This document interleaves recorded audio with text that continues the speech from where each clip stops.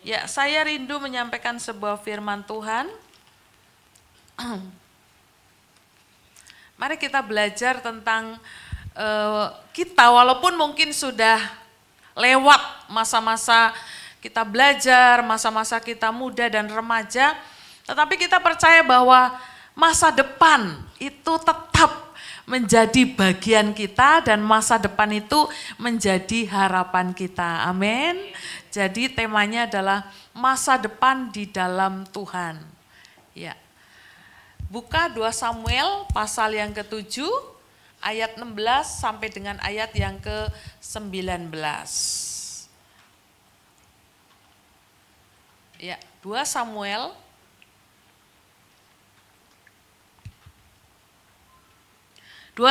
pasal 7 ayat 16 sampai dengan 19. 16, 17, 18, 19 memang lompat dari perikop itu ya. 16 keluarga, ini tentang Daud, dan kerajaanmu akan kokoh untuk selama-lamanya di hadapanku, tahtamu akan kokoh untuk selama-lamanya. Sekali lagi, saya baca ayat 16 karena ini inti, ini yang ngomong Tuhan kepada Daud, karena ada ku besar di sana, keluargamu Daud dan kerajaanmu Daud akan kokoh untuk selama-lamanya di hadapanku, aku Tuhan, tahtamu Daud akan kokoh untuk selama-lamanya. 17. Tetapi tepat seperti perkataan ini dan tepat seperti penglihatan ini, Nathan berbicara kepada Daud, ya.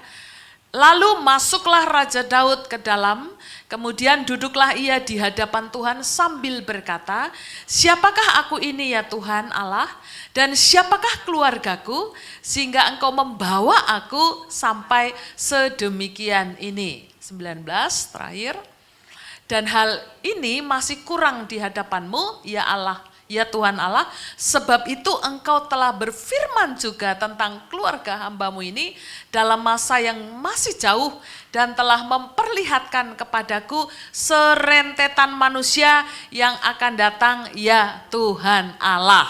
Yang percaya firman katakan amin. Banyak orang menjalani hidupnya tidak bijaksana. Banyak ya, biasa yang penting hari ini.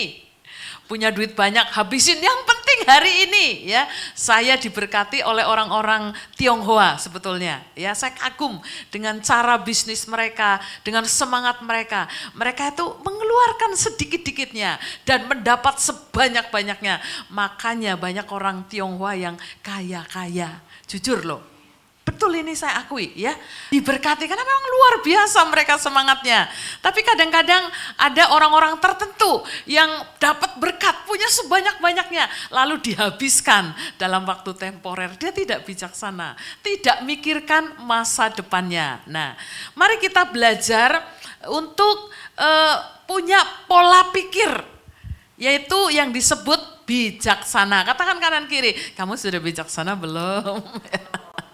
Belum, saya masih bijak sini ya. Ya. Banyak orang berkeinginan gini. Waktu kecil bahagia, betul enggak? Pengennya waktu kecil kita bahagia, lalu waktu muda foya-foya. Waktu tua kaya raya. Mati masuk surga. Saya jawab gini, enak men. Ya, maunya kan kita begitu ya. Tapi seringkali malah begini sebaliknya. Waktu kecil kita penuh dengan penderitaan. Makanya kecil menderita. Lalu waktu muda sengsara. Dan waktu tua terlunta-lunta dan mati masuk jangan surga, masuk neraka. Wow, ini orang paling menderita sedunia ya. Wow, luar biasa. Kalau saya masuk maunya waktu kecil happy, bahagia, waktu muda diberkati Tuhan, bukan foya-foya tapi penuh dengan bijaksana. Lalu waktu tua dicukupkan walaupun tidak kaya raya. Karena kalau kaya raya kita punya uang 1 miliar, ada orang yang bilang apa? Masih kurang dan masih miskin. Tapi ada orang yang punya uang 1 juta, dia bilang saya sudah kaya raya. Jadi tidak tergantung jumlahnya, tapi tergantung di sini. Pola pikir kita. Ya. Nah, bagaimana memiliki masa depan yang sesungguhnya atau pengharapan yang sesungguhnya? Harus mengikatkan diri dalam perjanjian dengan Tuhan. Coba ayat 16, balik. Mengikatkan diri dengan perjanjian bersama dengan Tuhan, bukan dengan manusia. Keluarga dan kerajaanmu akan kokoh untuk selama-lamanya di hadapanku, tatahmu akan kokoh untuk selama-lamanya. Jadi antara aku dan Daud itu ada komitmen bersama, ada ikatan, ada satu perjanjian, ada kebersamaan. Nah, ketika itu terjalin, maka yang disebut dahsyat terjadi. Katakan, kamu mau dahsyat enggak? Mau dahsyat enggak? Ah, biasa-biasa aja Bu. Enggak, saya enggak mau biasa-biasa. Saya mau luar biasa, amin. Nah, orang percaya harusnya memegang segala perkataan dan janji yang Tuhan ucapkan. Tadi ini ayat 16 yang ngomong siapa? Yang ngomong siapa? Melalui Nabi Nathan, tapi yang ngomong siapa? Yang ngomong Tuhan. Berarti yang janji siapa? Kepada siapa Tuhan berjanji? Nah, bagaimana ini bisa terjadi? Karena Tuhan yang ngomong. Kalau Bu Lisa ngomong sama saya percaya. Apalagi Tuhan yang ngomong. Tapi kalau Sima ngomong sama mamahnya, belum tentu saya percaya. Tapi kalau Tuhan yang ngomong beda. Karena yang ngomong bukan manusia. Nah, manusia itu dipegang apanya sih? Omongannya. Kalau kita berkawan, bersahabat, berteman, kita pegang dia itu apanya? Omongannya. Kalau sekali aja omongannya tidak ditepati, kita lain kali hati-hati. Wah, nggak percaya. Ya, makanya omongan itu penting sekali. Nah, Tuhan yang ngomong, maka dikatakan engkaulah yang telah berfirman. Itu ada di ayat 19 juga. Ayat 19. Engkau telah berfirman, dan ini masih kurang di matamu ya Tuhan Allah, sebab engkau telah berfirman. Jadi Tuhan ngomong melalui firman-Nya. Orang percaya karena omongan Tuhan, seperti janji dari sebuah pernikahan. Kita ini mempelainya Tuhan Yesus, mempelainya Allah, mempelainya Raja. Tuhan dengan kita punya janji, punya komitmen. Tuhan punya firman yang disebut omongan tadi, dan kita juga harus berjanji di hadapan Tuhan. Nah, bagaimana mengikat perjanjian dengan Tuhan? Kalau perjanjian lama, kita mengikat sebuah perjanjian dengan orang lain, itu ada yang disebut korban. Yang pertama, ini penting sekali. Ada yang disebut korban. Sekali lagi ayat 16. Waktu Tuhan berjanji kepada kita dan kita menerima janji Tuhan, harus ada korban.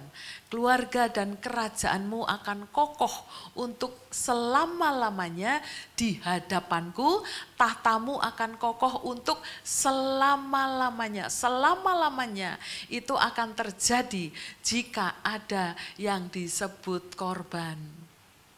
Kalau saudara mau menerima upah daripada Tuhan, janji daripada Tuhan, harus ada korban dari diri kita.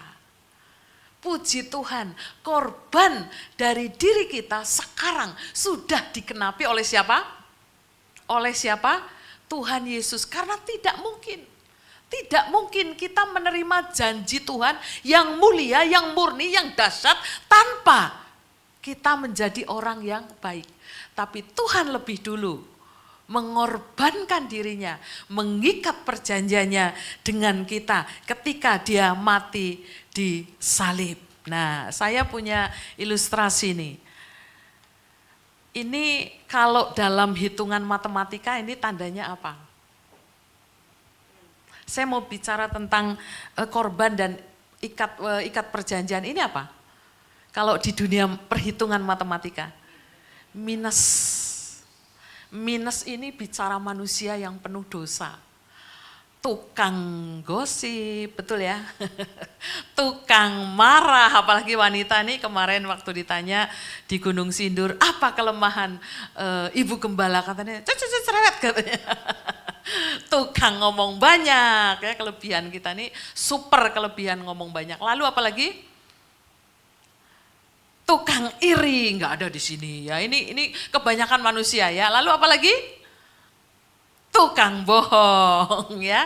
Ini semua sifatnya negatif. Ini nggak mungkin yang negatif ini dapat perjanjian Tuhan, itu nggak mungkin. Kenapa?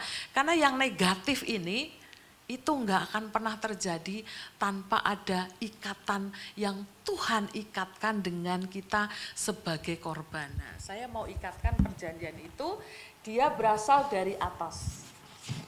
Nah, dia berasal dari atas, lalu dia mengikatkan dirinya untuk kita punya ikatan yang kuat. Nah, dari situ kita akan mendapatkan sesuatu.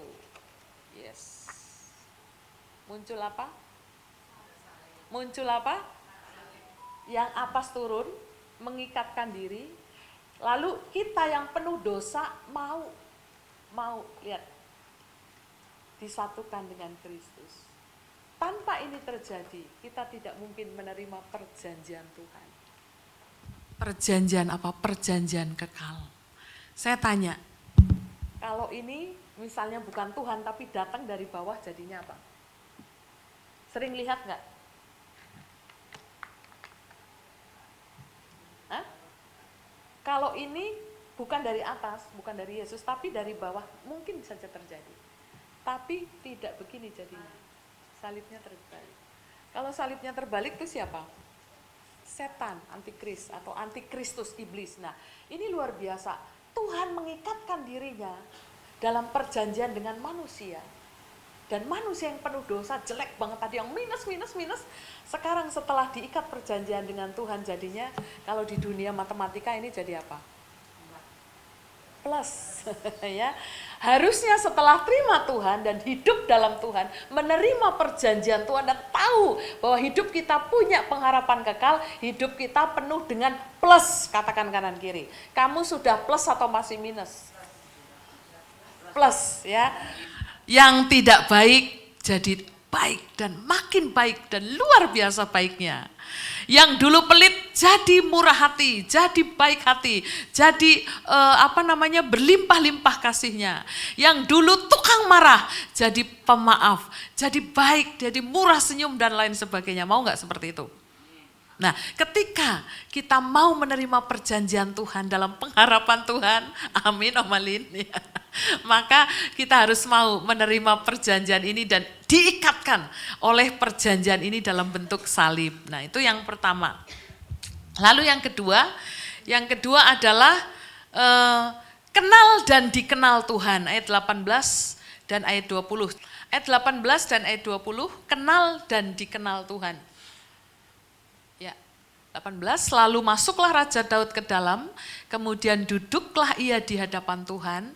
Duduk di hadapan Tuhan itu ngapain? Berdoa.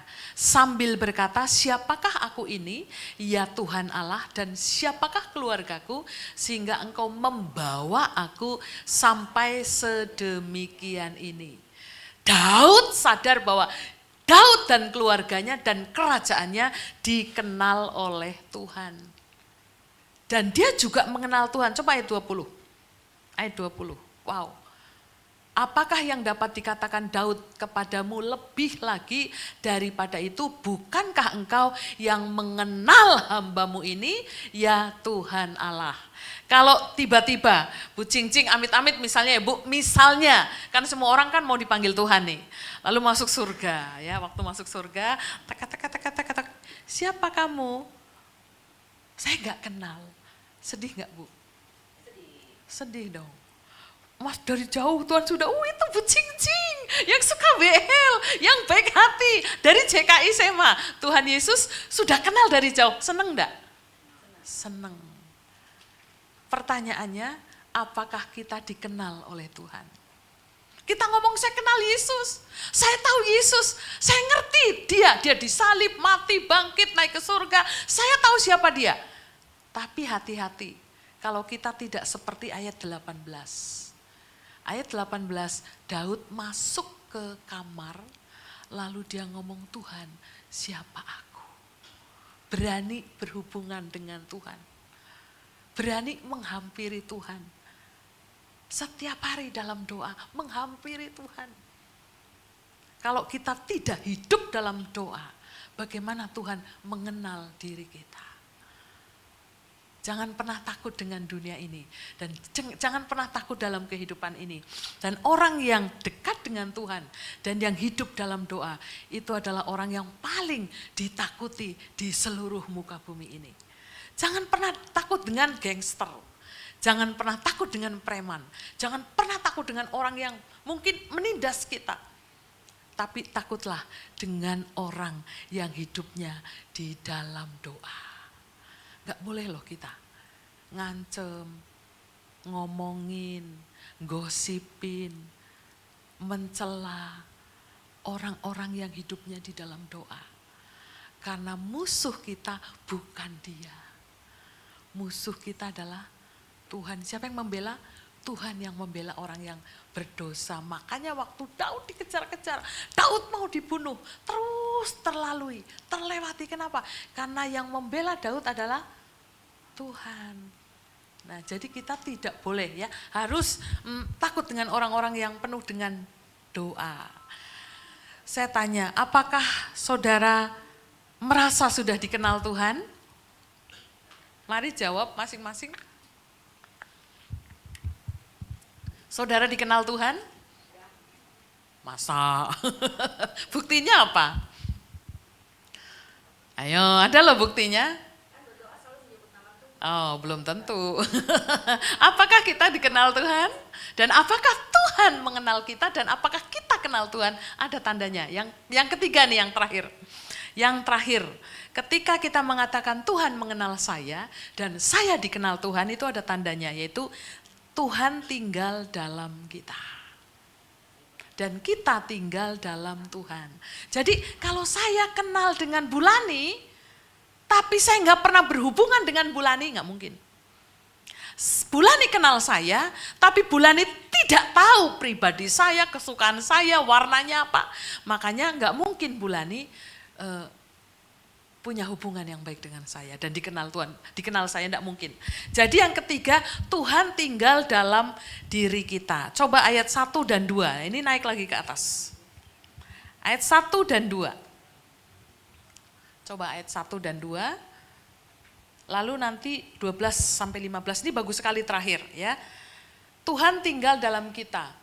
Ketika raja telah menetap di rumahnya dan Tuhan telah mengaruniakan keamanan kepadanya terhadap semua musuhnya di sekeliling, ayat 2. Berkatalah raja kepada Nabi Nathan, lihatlah aku ini diam dalam rumah dari kayu aras, padahal tabut Allah diam di bawah tenda. Stop dulu. Ya, ini nggak usah dibaca bawahnya, nanti dibaca di rumah. Jadi Daud resah. Kenapa? Dia tinggal di istana yang bagus, tapi tabut perjanjian Tuhan tinggal di kemah. Jadi gini, saya tinggal nyaman sebagai raja, tapi tabut perjanjiannya Allah ada di tenda. Jadi dia mau bikin rumah. Tapi Tuhan izinkan tidak? Tuhan tidak izinkan. Lalu muncul ayat 12 sampai 15. Apabila umurmu sudah genap dan engkau telah mendapat perhentian bersama-sama dengan nenek moyangmu, maka aku akan membangkitkan keturunanmu yang kemudian anak kandungmu dan akan mengokohkan kerajaanmu. 13. Dialah apa? Yang akan mendirikan rumah bagiku dan aku akan mengokohkan tata kerajaannya, sampai di situ aja, untuk selama-lamanya. Jadi yang bangun rumahnya Tuhan siapa? Salomo. Nah, di sini dikatakan bahwa Daud rindu supaya Tuhan tinggal bersama dengan Daud. Biarkanlah ini juga menjadi kerinduan kita. Seringkali Tuhan, kalau tinggal, saya mau tanya, kalau tinggal itu terpisah atau bersama? Bersama. Nah, biasanya rumah kita itu ada ruang tamu. Lalu habis ruang tamu saya bayangkan bukan apartemen ya. Kalau apartemen nggak bisa dibayangkan ya. Ruang tamu lalu masuk sedikit ruang keluarga. Habis ruang keluarga masuk sedikit ada ruang makan. Lalu kanan kirinya ada tempat ruang tidur. Lalu paling belakang pojok adalah dapur. Nah, kalau Tuhan tinggal di dalam hidup kita, nah ini yang mau saya khotbahkan sebetulnya. Poin 3 ini untuk ibu-ibu. Kalau Tuhan tinggal di dalam hidup kita yang pertama, seringkali hanya sampai di ruang tamu. Benar, jadi hiasan. Saya Kristen, ya kalungnya salib kayak saya nih ya. Jadi hiasan, saya Kristen, saya punya gereja. Gereja saya besar. Wah pendetanya hebat kalau khotbah yang datang ribuan. Tidak seperti hari ini, hari ini juga ribuan ya. Karena malaikat ya, luar biasa. Itu hanya jadi hiasan di ruang tamu. Jadi Tuhan hanya dibiarkan di ruang tamu. Seringkali seperti itu. Dalam hidup kita seperti itu. Tuhan itu dijadikan, ini loh Tuhan jangan masuk-masuk Tuhan di sini aja. Jadi hidup kita ini palsu di hadapan Tuhan. Yang kelihatan dari luar saja. Makanya Tuhan gak mau, Tuhan lebih masuk lagi. Masuk kemana? Ruang keluarga. Di ruang keluarga ada siapa? Anak, mertua, suami, istri, ponakan dan lain sebagainya. Keluarga besar ada di situ. Nah harusnya waktu kita mengenal Kristus bukan hanya di ruang tamu, biarkan dia masuk di keluarga kita. Bagaimana caranya ibadah bersama? Saya tanya, apakah anak-anak kita sudah kenal Kristus? Apakah saudara-saudara kita sudah kenal Kristus? Biarkan Yesus masuk di dalam ruang keluarga kita. Lalu berikutnya di mana lagi? Meja makan dulu ya. Meja makan itu tempat paling indah untuk ngobrol, untuk curhat, untuk cekakak-cekikik. Tapi kalau di apartemen susah ya punya ruang makan ya. Makannya satu di sono, satu di kamar, satu di ini dan lain sebagainya. Ngelempar lagi di lesehan lagi ya. Tapi yang namanya makan bersama itu adalah indah dan luar biasa. Pernahkah Yesus diajak makan bersama dengan keluarga kita? Di sana kita bisa bercanda dengan Tuhan. Di sana kita bisa, Tuhan ini loh kami. Sekarang kalau makan bersama biasanya apa yang dipegang? HP ya. Makannya aja masih sampai nasinya habis, lauknya masih utuh. Gak lihat yang dimakan apa, yang sisa apa, lupa. Ya, sering sekali orang yang pegang HP sampai dia jatuh, sampai anaknya lari dia gak ngerti. Karena fokusnya kepada HP.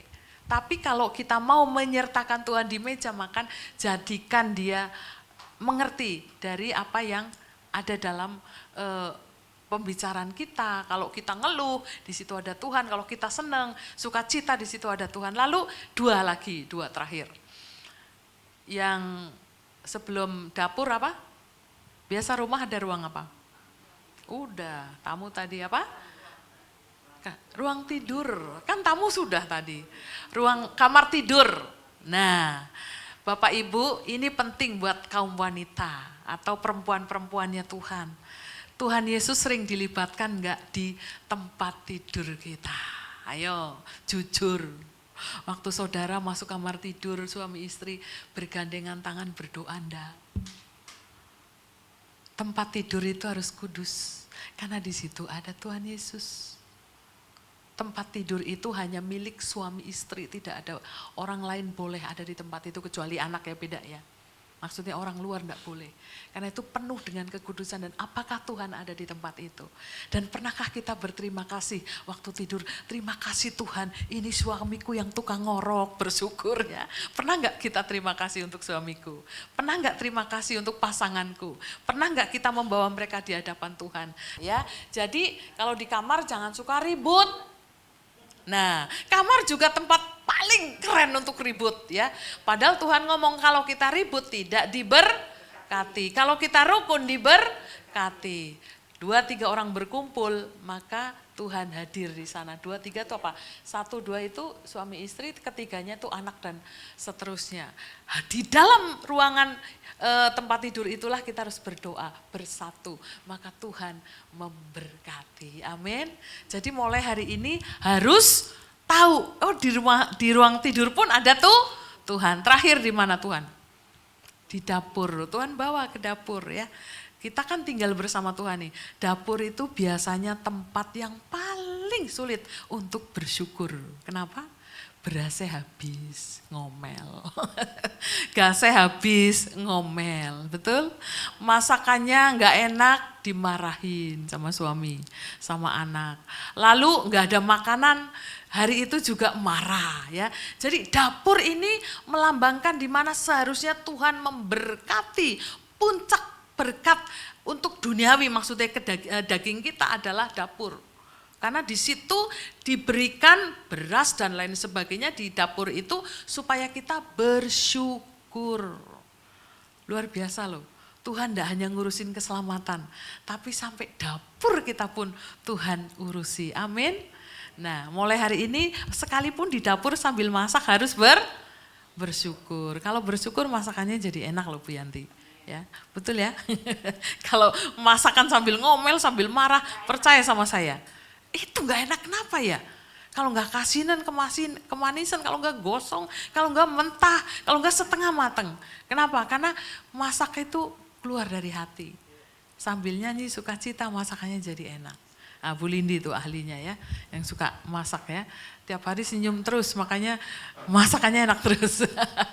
Ya, puji Tuhan kita bersama-sama berdoa.